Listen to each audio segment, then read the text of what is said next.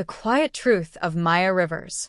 Maya Rivers lived in a small coastal town called Harborford, a place where the mornings were quiet, the air smelled like salt, and people greeted each other even when they didn't know each other well. To anyone looking from the outside, Maya's life seemed calm and complete. She worked at a small family-owned tea shop, lived in a tidy apartment above it, and had a husband who adored her. His name was Daniel Hale. Daniel was gentle, soft-spoken, and endlessly patient. He called Maya his safe place and treated her with a tenderness most people only dream of. But there was one truth hidden beneath all of Maya's calm smiles. She did not love him. Not the way he loved her. Not the way she wished she could. Maya had married Daniel 2 years earlier, during a time when she felt lost after a painful breakup. She had convinced herself that stability was more important than passion, and Daniel, kind, steady, dependable, had seemed like the right choice. She believed that love would grow with time. But time passed, and her heart stayed quiet. A slow ache grew inside her. Every morning, Daniel brewed fresh jasmine tea for her. Every evening, he left little notes on the kitchen counter. "Dinner is ready. You looked beautiful today. Thank you for being in my life."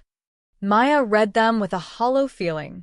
She appreciated him, respected him, even cared for him, but her heart felt locked. She tried to ignore it. She tried to be the wife she thought he deserved. But pretending began to feel like holding her breath underwater.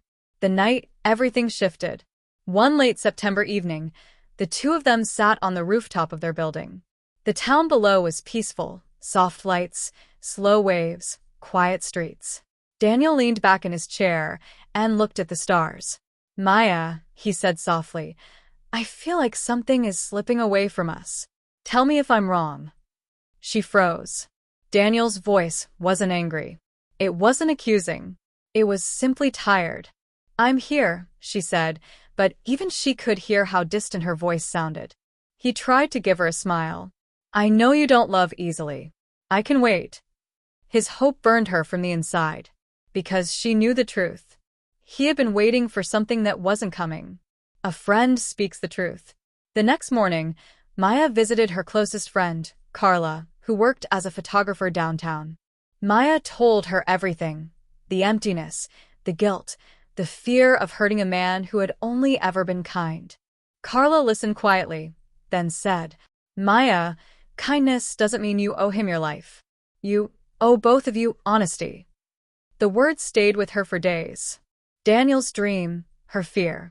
One Sunday, Daniel surprised her with a framed picture of the two of them, taken on their first trip together. He placed it on her desk and said, "I hope we can start planning a family soon. I feel ready." Maya's heart dropped. She wasn't ready. She wasn't even sure she belonged in this marriage. She nodded politely, walked to the bathroom, and cried silently into her hands. She wasn't crying because she loved him. She was crying because she didn't. The truth demands to be spoken. After weeks of emotional exhaustion, Maya found Daniel sitting on the sofa one evening, reading a recipe book.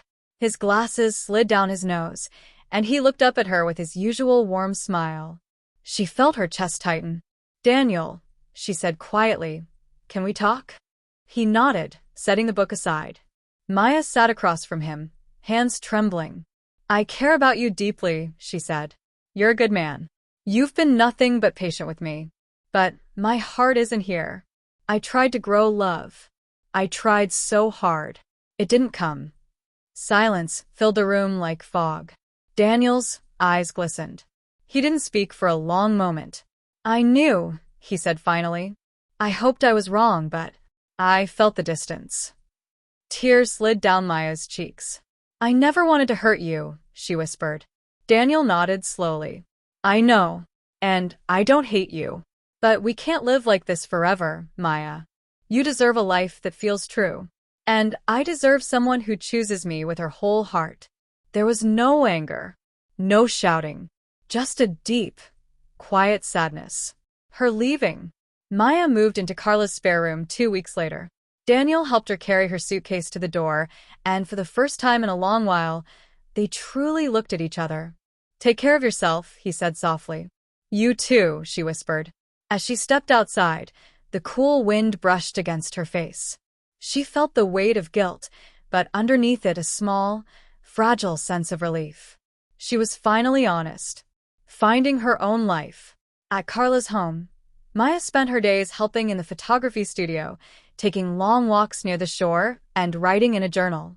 She started attending a small evening art class, where she learned to paint gentle landscapes. For the first time in years, she felt herself breathing fully. Months later, Daniel sent a short message. I hope you're doing well, Maya. I'm beginning to heal too. She replied, Thank you for everything, Daniel. I hope life gives you the love you deserve. A new chapter. After saving enough money, Maya moved into a small studio apartment overlooking the harbor. She painted the walls pale blue, filled the windows with potted plants, and began holding small art workshops on weekends. She still felt lonely sometimes, but she no longer felt trapped. One evening, as she stood by her window watching the sunlight fade into gold, she said softly, I may not have chosen the right path at first, but I chose the right one now. Her story wasn't perfect, but it was hers. And she was learning, slowly, gently, to trust her own heart again.